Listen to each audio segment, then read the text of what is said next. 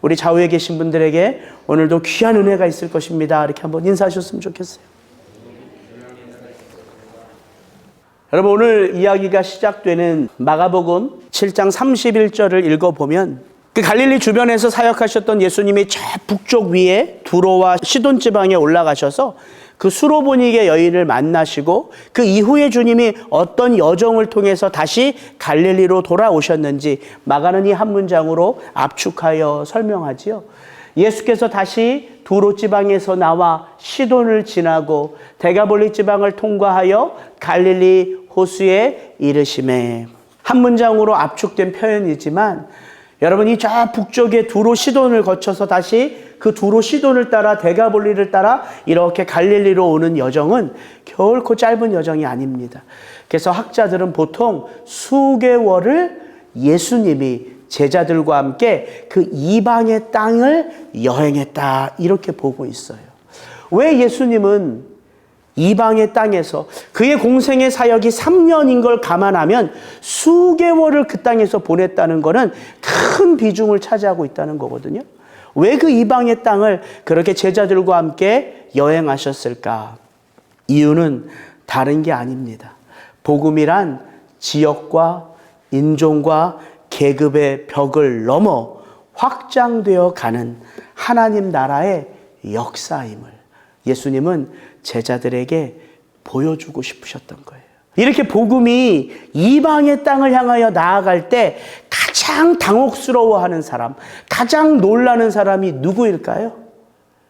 유대인들이죠, 유대인들.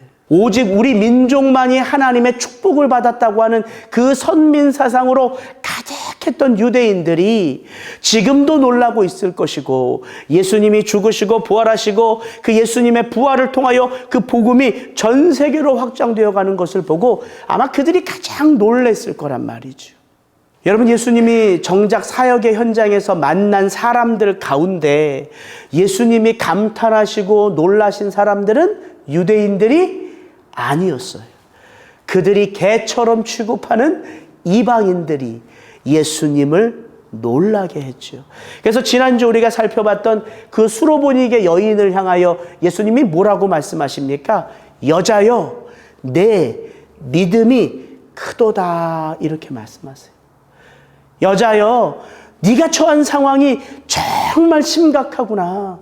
네가 살아갔던 그 인생이 정말 눈뜨고 볼 수 없이 안타깝구나. 이렇게 말씀하지 않으셨어요. 예수님은 그 절망의 상황 속에 살아왔던 그 여인의 삶을 해석해 주시죠. 그 절망스러운 상황 속에 살아왔던 너의 그 삶이 정말 큰 믿음의 삶이구나. 여러분, 이게 예수님을 만나는 자들이 누리는 축복입니다.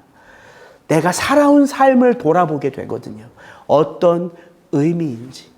예수님은 자기 하인을 위하여 찾아온 그 백부장에게도 이렇게 말씀하셨어요. 이스라엘 중 아무에게서도 이만한 믿음을 보지 못하였노라.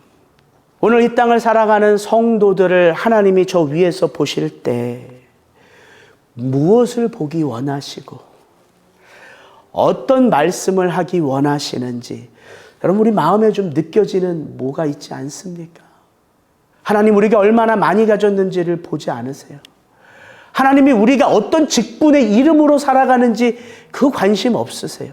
우리 속에 어떤 소망이 있는지도 사실 관심이 없으세요. 왜? 다 자기 소망으로 가득하거든요. 하나님이 진짜 보고 싶은 것은 주어진 그 삶, 지금 저와 여러분이 살아가고 있는 이 삶 속에 과연 우리가 어떤 삶으로 살아가고 있는지 그걸 보기 원하신다는 거예요. 그게 구원받는 자의 삶이거든요. 오늘 그 하나님 앞에 나와 예배하는 여러분 한 분 한 분들이 오늘 선포되는 이 말씀 속에서 하나님이 진정하기 원하시는 말씀을 잘 믿음 안에서 캐치하고 돌아가실 수 있기를 주의 이름으로 축복합니다. 오늘 32절 이렇게 되어 있습니다. 사람들이 귀먹고 말 더듬는 자를 데리고 예수께 나와 안수하여 주시기를 간구하거늘. 사실 복음서에 사람들, 무리들, 주목해서 볼 필요가 사실은 없는 대상들이에요. 근데 오늘 이 본문의 말씀을 한 주 계속 묵상하는데 이 32절의 사람들이, 이게 저는 되게 놀랍더라고요.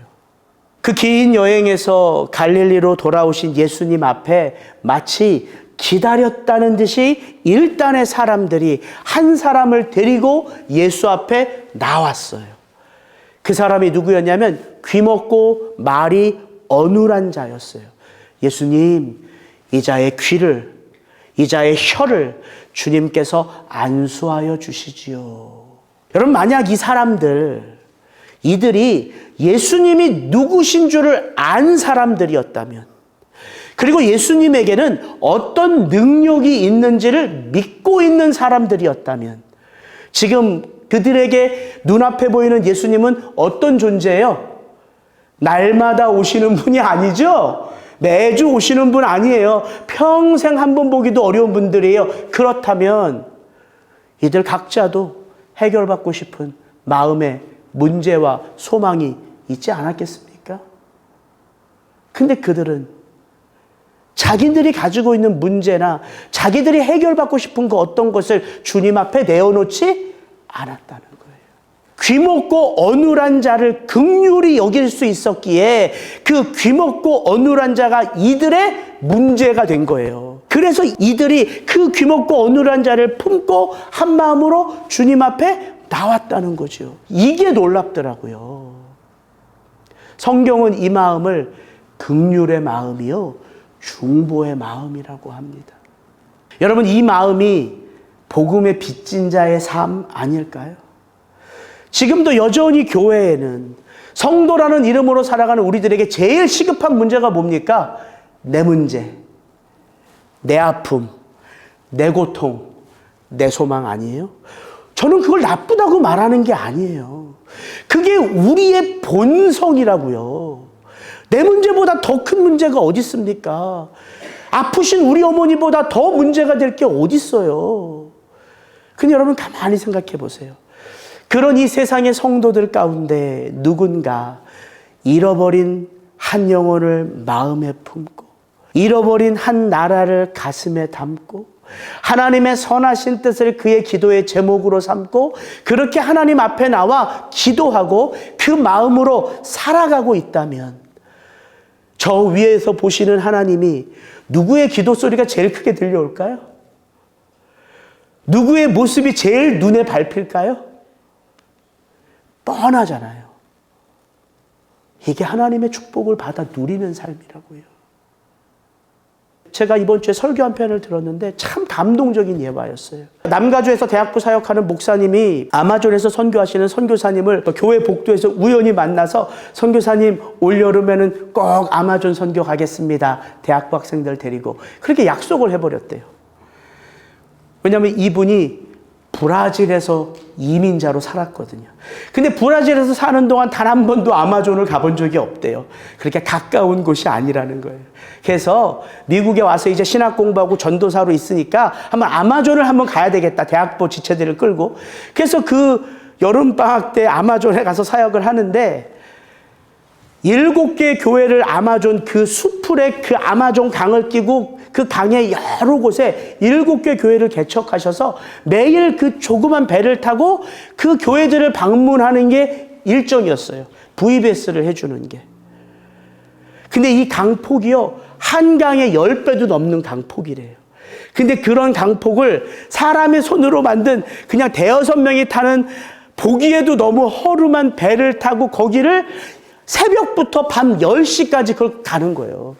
한 곳에 갔다가 사역을 하고 또 다른 곳으로 옮기고 또 다른 곳으로 옮기고. 거의 마지막 날 잘 사역을 마쳤는데, 마지막 날 이제 마지막 사역을 하고자 제일 끝에 있는 교회로 올라가는데 바람이 불기 시작했대요. 배가 흔들리는 거죠. 근데 갑자기 선교사님이 그 바람이 부니까 배를 탁 타기 전에 이렇게 농담처럼 얘기하더래요. 이 강의 이름은 나무가 떠다니는 강인데, 전도사님 왜 그런지 아세요? 여기에 폭풍이 치고 우기가 되면 나무들이 많이 떠다니는데 배가 그 나무에 부닥치면 죽는다는 거예요. 1년에 죽는 사람들이 수백 명이 넘는데요. 그렇게 우스갯소리로 얘기를 하시는데 결코 웃을 수가 없더라는 거야. 그리고 그 배에 구명조끼가 있는데 선교사님이 구명조끼를 입으란 소리를 안 하시더래요. 계속해서. 그래서 한번 안 하고 계속 가다가 마지막 바람이 너무 부니까 무서워서 선교사님 우리 이제 구명조끼 다 입어야 되지 않겠습니까? 전도사님 구명조끼 안 입는 게 더 나을 거예요. 왜요? 예, 물에 빠지면 빨리 하나님께 가는 게 가장 좋은 길이라는 거예요. 왜? 그 아마존강에 뭐가 많을까요? 악어들이요. 밤 10시에 그 배를, 모터가 달린 배라 그 배를 조그만 6명이 타고 쫙 올라가는데 바람이 불고 비가 오니까 랜턴을, 이제 전도사님이 랜턴을 들고 이제 앞을 비추면서 가는 거예요. 근데 이제 랜턴으로 앞을 비추다가 너무 주변은 다 깜깜하니까 혹시 싶어서 이렇게 주변을 이렇게 돌아보면 빨간색 눈들이 곳곳에 보인다는 거예요. 뭘까요? 악어들이에요. 제가 이 목사님의 설교를 듣는데 그 장면이 너무 연상이 돼서 저가 막 떨리는 거예요. 그 설교를 들으면서. 하나님의 은혜 가운데 모든 사역을 마치고 이제 숙소로 돌아와서 그 밤에 선교사님과 사모님이 이렇게 있는데 전도사님이 그랬다는 거야. 오늘 정말 죽다 살아났는데 이 사역 정말 하기 힘들겠네요. 그랬더니 사모님이 한참을 웃으시면서 전도사님 괜찮아요. 우리는 하루에도 이 길을 20번도 더 왔다 갔다 한다는 거예요. 제가 그 얘기를 듣고 눈물이 나더라고요. 그 악어가 득실되고 빠지면 사는 것보다 죽는 게 더 나은 그 길을 하루에도 20번씩 그 배를 타고 그 개척한 교회 7군데를 날마다 도시는 게 그 선교사님들의 사역이라는 거예요. 이 전도사님이 그 사모님의 이야기를 듣고 그때부터 지금까지 21년 동안 그 아마존 사역을 멈출 수가 없더라는 거예요. 여러분, 무엇을 두려워하는지 사실 우리가 세상을 보면 두려울 게 너무 많지요. 그러나 하나님 한 분을 두려워하면 그 모든 것들은 웃을 수 있는 게 되는 거예요. 저는 그 설교를 이번 주 이렇게 들으면서 믿음이란 무엇인가 다시 한번 깊이 돌아보게 되더라고요. 오늘 이 사람들, 마가는 이 사람의 이름도 밝히지 않습니다. 무명의 사람들이에요. 그러나 이들 안에는 예수 그리스도가 누구신 줄을 알았을 뿐만 아니라 그분 앞에서 어떻게 사는 것이 그분을 기쁘시게 하는 것인 줄을 알았다는 거예요. 그래서 귀먹고 어눌한 자가 그들의 삶에 기도 제목이 되었고 그들의 삶에 문제가 된 거예요. 예수님이 이 사람들의 부탁을 받으면서 얼마나 흐뭇하셨을까. 그래서 이 귀먹고 어눌한 자를 치유해 주세요. 그래서 오늘 설교는 사실 이 귀먹고 어눌한 자를 주님께서 어떻게 치유하시는지 그 장면을 같이 한번 좀 보기를 원합니다. 우리 33절부터 35절 같이 읽습니다. 무리를 떠나사 손가락을 그의 양 귀에 놓고 침을 뱉어 그의 혀에 손을 대시며 하늘을 우러러 탄식하시며 그에게 이르시되 에바다 하시니 이는 열리라는 뜻이라. 그의 귀가 열리고 혀가 맺힌 것이 곧 풀려 말이 분명하여졌더라. 예수님은 그 사역의 현장에서 그에게 찾아오는 병든 자들, 귀신 들린 자들 획일적으로 치료하지 않으셨죠. 다 그 사람들을 맞게 치료해 주셨어요. 근데 오늘 본문을 보면 이 짧은 본문 속에 예수님이 어떻게 이 한 영혼을 치유하셨는지가 굉장히 구체적으로 나와요. 4단계. 첫 번째, 그 사람을 따로 데리고 무리와 구별하셨어요. 따로. 두 번째, 그 사람의 두 귀에 예수님의 두 손을 넣으시고 침을 뱉어 그 사람의 혀에 대셨어요. 세 번째, 하늘을 우러러 탄식하셨어요. 그리고 네 번째, 그를 향하여 에바다 열리라 외치셨습니다. 그리고 이 네 과정이 다 끝나자 그의 귀가 뚫리고 그의 어눌한 혀가 풀려 그의 말이 분명하여졌더라 마가는 기록합니다. 여러분, 예수님이 하신 이 사역, 사실 수없이 많이 예수님이 하셨던 기적 가운데 하나죠. 근데 사실 오늘 이 기사는 기적의 기사로 학자들이 분류하지 않아요. 메시아가 누구신지를 밝혀내는 기사로 소개합니다. 왜냐하면 이사야 35장 3절부터 6절에 보면 이 땅에 600년 후에 메시아가 오면 그 메시아를 통하여 어떤 일들이 이 세상 가운데 일어나는지 드러나는지를 하나님은 이사야를 통해 선포하게 하셨거든요. 거기에 이런 장면이 있습니다.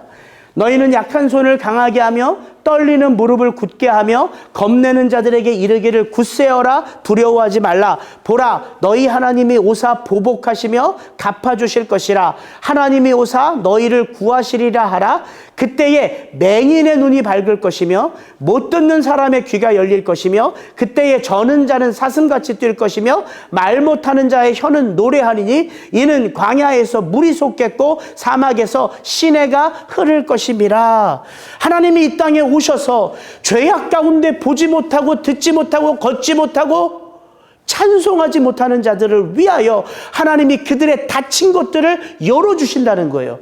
그 하나님이 누구예요? 이 땅에 왕으로 오신 예수 그리스도죠. 근데 마가는 이 마가복음 7장 32절을 기록하며 성경의 신약 성경에는 여기에만 있는 단어를 써요. 이 단어, 말 더듬는 자. 이 단어가 어디에 나온다고요? 구약의 이사야서 35장 6절, 말 못하는 자의 혀. 이게 같은 단어예요. 성경에 여기 두 곳밖에 안 쓰여요. 그러니까 마가는 무엇을 의도하고 있는 거예요? 지금 예수님이 귀먹고 말 더듬는 자를 치유하는 것은 무엇의 성취다? 600년 전 이사야의 예언의 성취다. 이걸 강조하기 위하여 그 단어를 그대로 갖다 쓴다고요. 그렇다면 여러분, 예수님이 이 땅에 오셔서 귀먹은 자의 귀를 열어주고 눈먼 자의 눈을 열어주고 말 못하는 자의 입을 열어주는 게 육신의 눈과 귀와 입을 열어준다는 거예요? 그런 거 아니잖아요. 그렇잖아요. 죄로 인하여 보지 못하는 자, 죄로 인하여 듣지 못하는 자, 죄로 인하여 찬송하지 못하는 자의 눈과 귀와 입을 열어주신다는 거예요. 이게 구원하신다는 말이잖아요. 우리가 구원을 받아야지만 그 하나님을 볼 수 있는 거고 그 하나님의 말씀을 들을 수 있는 거고 그 하나님을 찬송할 수 있는 거죠. 그래서 거듭나는 건 그런즉 누구든지 그리스도 예수 안에 있으면 새로운 피조물이라. 뭐가 바뀌었을까요? 세상을 바라보는 우리의 가치관이 바뀌었어요. 세상을 바라보는 우리의 세계관이 바뀌었어요. 그래서 보지 못했던 것을 볼 수 있게 되는 거예요. 그렇다면 여러분 한번 묻습니다.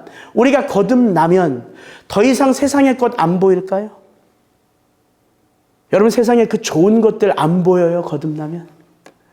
아니면 우리가 거듭나면 더는 그 세상의 것이 보여도 그 유혹에 넘어지지 않을까요? 어떻게 생각하세요? 그렇지 않아요. 여전히 세상 것이 좋아 보이고요. 여전히 그 세상 것을 갖고 싶어 하고요. 여전히 그 세상 것을 쥐어들면 노래하고 싶어지는 게 우리예요. 그게 우리의 본성이에요. 그래서 예수님이 제자들에게 이렇게 말씀하시는 거예요. 예수께서 아시고 이르시되 너희가 어찌 아직도 알지 못하며 깨닫지 못하느냐? 너희 마음이 둔하냐? 너희가 눈이 있어도 보지 못하며 귀가 있어도 듣지 못하느냐? 또 기억하지 못하느냐? 여전히 예수님이 누구신지를 알아도 여전히 세상 것이 좋아 보이거든요. 그래서 요한계시록에 보면 그 마지막 때 교회를 향하여 성령님이 안타깝게 계속해서 말씀하신 게 뭡니까? 귀 있는 자는 성령이 교회들에게 하시는 말씀을 들을지어다. 육신의 귀로 듣는 거예요? 아니요. 영의 귀로 듣고 영의 눈으로 보고 영의 마음으로 깨달을 수 있는 것을 그 마지막 때, 지금 이때 성령님이 안타까이 교회로 살아가는 저와 여러분들에게 그렇게 하소연하신다는 거예요.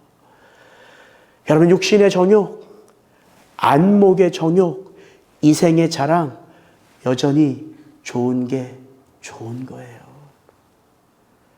그래서 이 귀먹고 어눌한 자를 예수님이 어떻게 치료하셨는지를 우리가 좀 더 그런 관점으로 들여다보면, 이건 2000년 전에 예수님이 한 귀머거리에게 귀를 열고 말이 어눌한 자의 입을 연 게 아니라 오늘 이 땅을 살아가면서도 여전히 세상이 좋아 보이고 여전히 세상의 것을 취하고 싶고 여전히 사람들에게 인정받고 싶은 우리가 다시 듣고 다시 새기며 우리 자신을 향하여 에바다 라고 외칠 수 있는 살아있는 하나님의 말씀이라는 거예요. 첫째, 예수님이 무엇부터 하셨어요? 그 사람을 따로 데리고 무리와 구별하셨어요. 예수께서 그 사람을 따로 데리고 무리를 떠나사. 예수님의 첫 번째 스텝은요, 그 사람을 무리로부터 데리고 나오시는 거였어요. 여기서 사용된 이 따로라는 말은요, 이런 의미도 같이 갖고 있어요. 친밀하게, 개인적으로, 사적으로. 여러분, 예수님 당시 질병은 보통 사람들이 어떻게 생각했을까요? 이건 하나님으로부터 임한 저주라고 생각했죠. 그래서 귀먹고 벙어리들은 다 놀림의 대상이었어요. 이 사람이 언제부터 귀가 들리지 않았고 말을 못했는지는 모르지만 이 사람은 그런 자신의 모습 때문에 수많은 사람들로부터 조롱거리였음이 분명합니다. 그런 그가 예수님 앞에 섰어요. 그리고 그를 둘러보는 많은 무리들이 있습니다. 이 사람의 마음이 평안했겠어요? 불안했겠죠. 그래서 예수님은 그를 데리고 따로 조용하고 한적한 곳으로 데리고 가십니다. 그가 예수님을 더 잘 볼 수 있도록. 여러분, 이 사람이 귀가 먹고요, 입이 어눌해요. 그럼 이 사람의 감각 중에 제일 살아있는 감각은 뭘까요? 보는 거예요, 보는 거. 귀 먹고 어눌하기 때문에 이 사람의 감각 중에 가장 센시티브한 건 보는 거라고요. 예수님이 그의 눈을 보셨을 거라고요. 불안해하고 염려하고 두려워하는 그의 두 눈. 그래서 예수님이 그를 데리고 둘만이 있는 곳으로 가셨어요. 그리고 그의 마음속에 예수님 당신이 더 풍성하게 채워지도록 그를 어루만지기 시작하세요. 여러분, 우리도 성도라는 이름으로 이 땅을 살아가지만 왜 이렇게 짓눌리는 거 여러분 경험하시죠? 살다 보면 짓눌리는 거. 세상에 짓눌리고 문제에 짓눌리고 무엇인가 영적인 것에 짓눌릴 때, 여러분 그때 성경을 읽어도 잘 안 되고요, 기도를 해도 잘 안 돼요. 영적인 싸움이기 때문에 그때 우리가 해야 할 첫 번째 스텝이 뭘까요? 세상의 것을 끊고 하나님과만 대면하는 골방으로 나아가는 거예요. 그건 만고불면의 진리예요.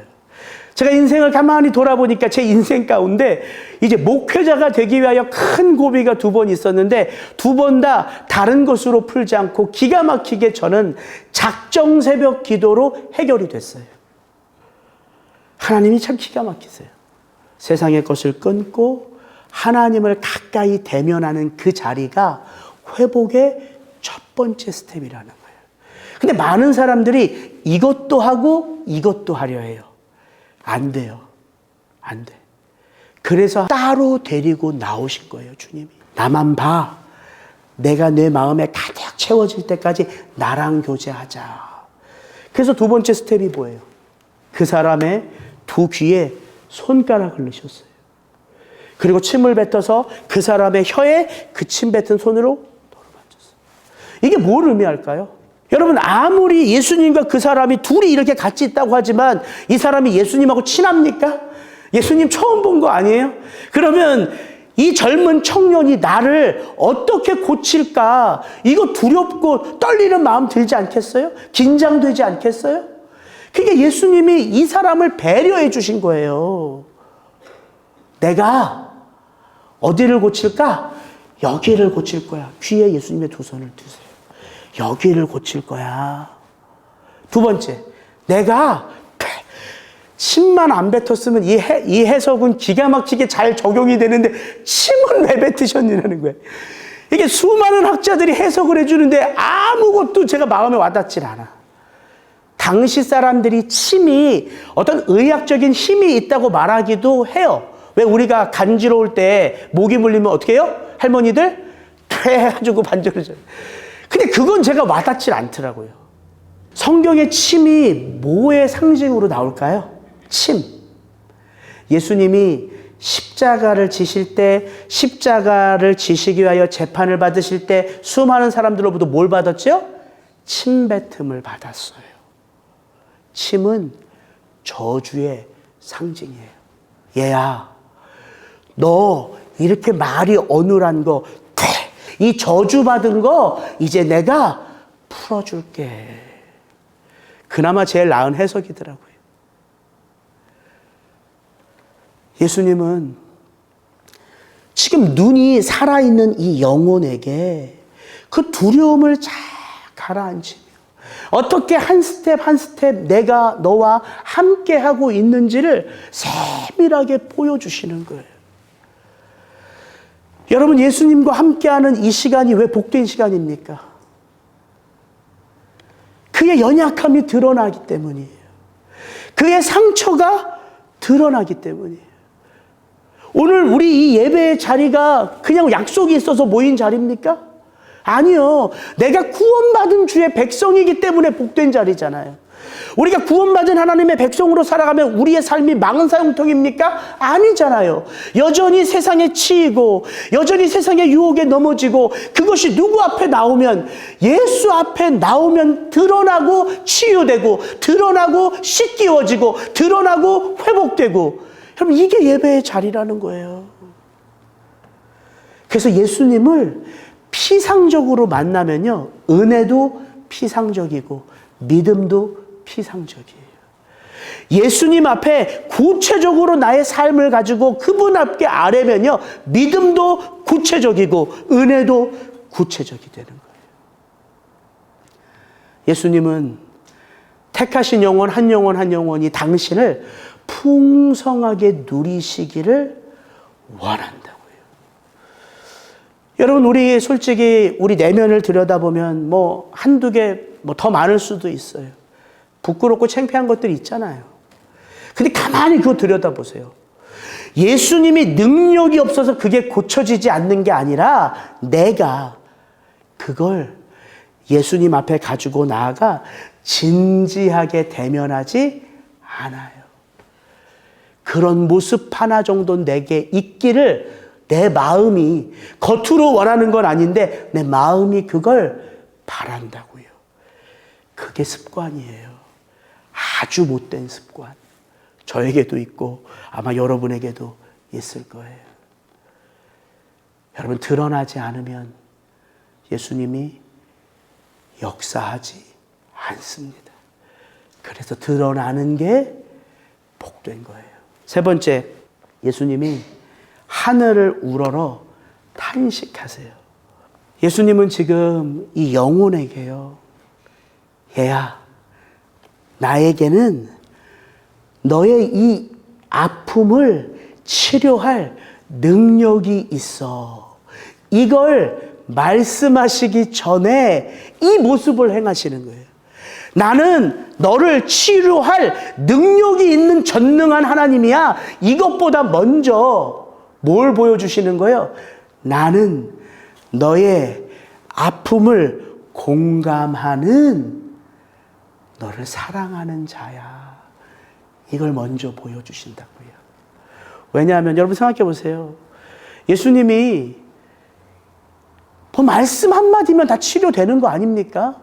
그냥 이 영혼 치료하고 다 치료한 다음에 하늘을 우러러 하나님 앞에 Thank you God 이렇게 한마디 하셔도 돼요.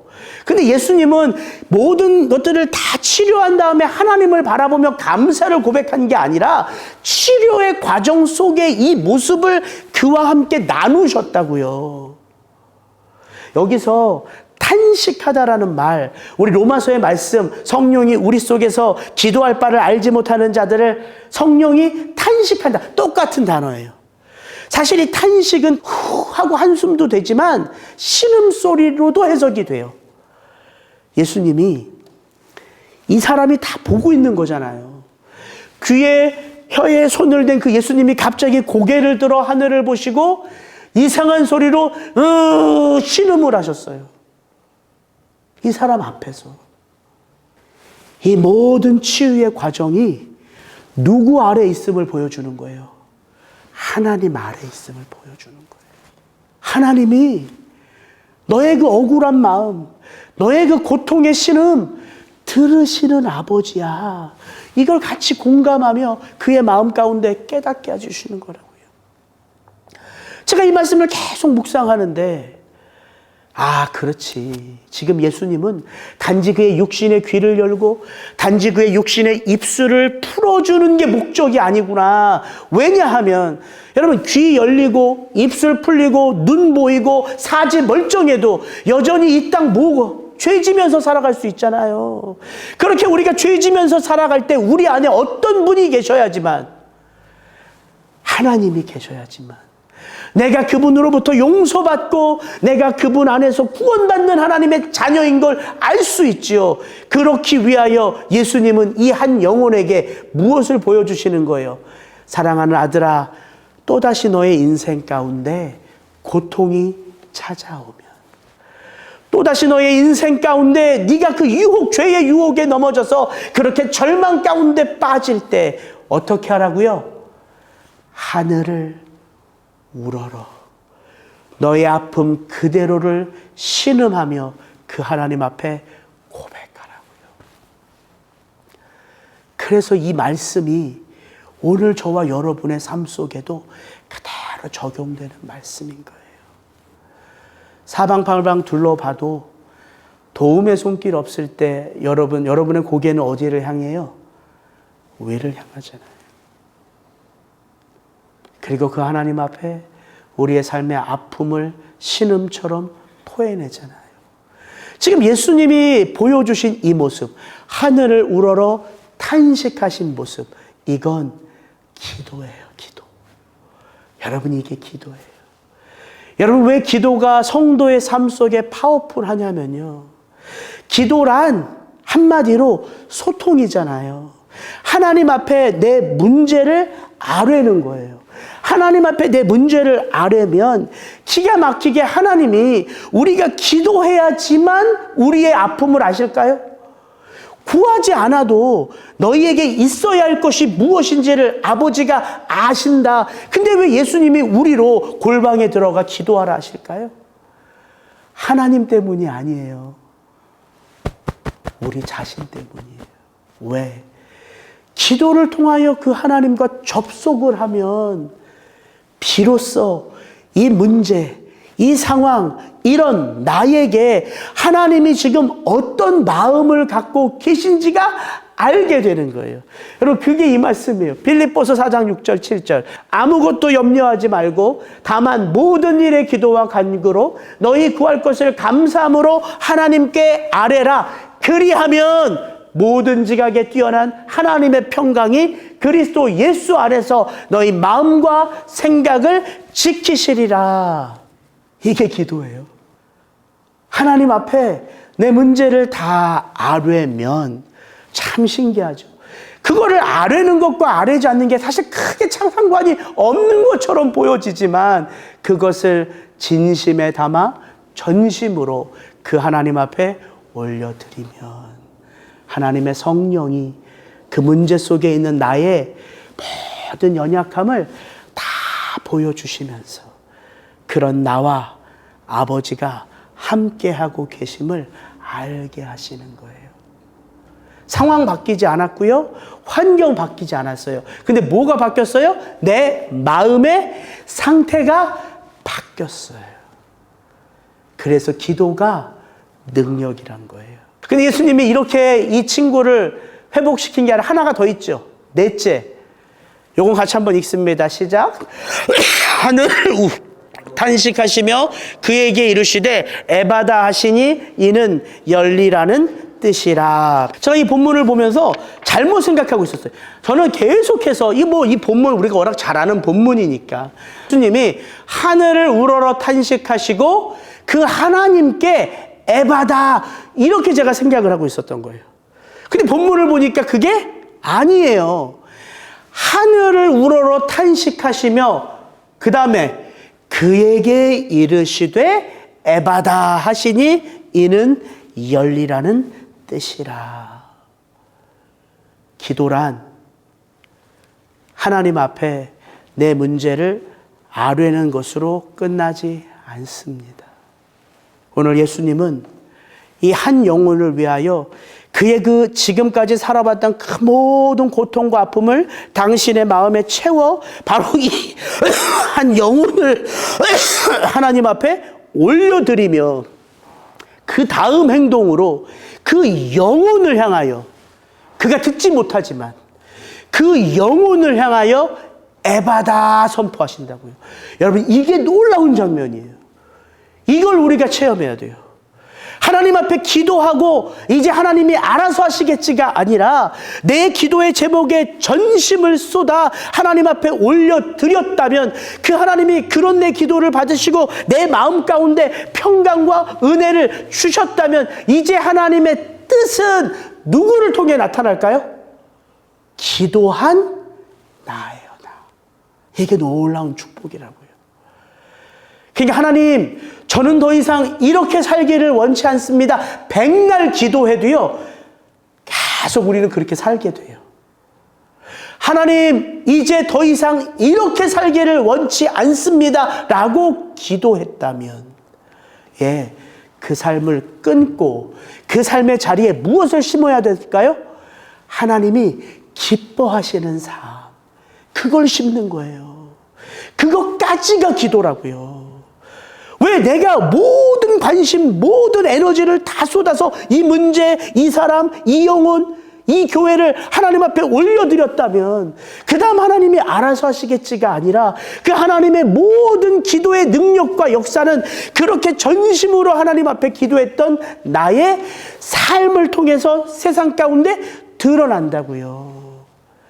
그래서 예수님이 에바다 선포하신 것처럼 오늘 저와 여러분의 삶 속에도 여러분의 마음이, 여러분의 삶이 하나님이 원하시고 하나님이 기뻐하시고 하나님이 정말 영광을 받으시는 삶의 그 자리가 아니라 여전히 나의 삶, 나의 뜻, 나의 유익, 나의 평안을 위하여 여전히 또 세상 속에 살아가고 있다면 이 네 가지 스텝, 잠시 세상의 것을 끊고 하나님과 둘만이 있는 지성소로 들어가 나의 삶 속에, 나의 마음 속에 있는 상처들, 쓴뿌리, 아픔을 그분에게 내어놓고 세상을 둘러볼 것이 아니라 모든 것을 감찰하시는 그 하나님 앞에 고개를 들어 구체적인 말로 기도하지 않아도 그 마음 속에 있는 그 탄식으로 하나님 앞에 구할 때에 하나님의 성령께서 그 마음을 터치하시고 그 골방에서 나온 다음에 우리는 하나님이 기름 부으신 하나님의 사람으로 다시 이 세상 가운데 살아가게 되는 거라고요. 이게 우리의 구원받는 삶이라는 것입니다. 이번 한 주 여러분의 삶 속에 이 에바다를 한번 선포하셨으면 좋겠어요. 주님, 제 눈에 에바다. 주님, 제 귀에 에바다. 주님, 제 두 손에 에바다. 주님, 제 다리에 에바다. 주님, 제 마음의 심령에 에바다. 주님이 외치신 그 외침을 내 입술에 담아 선포합니다. 그렇게 한번 선포하시고 삶의 자리로 나아가시는 여러분 되기를 주의 이름으로 축복합니다. 같이 기도하겠습니다.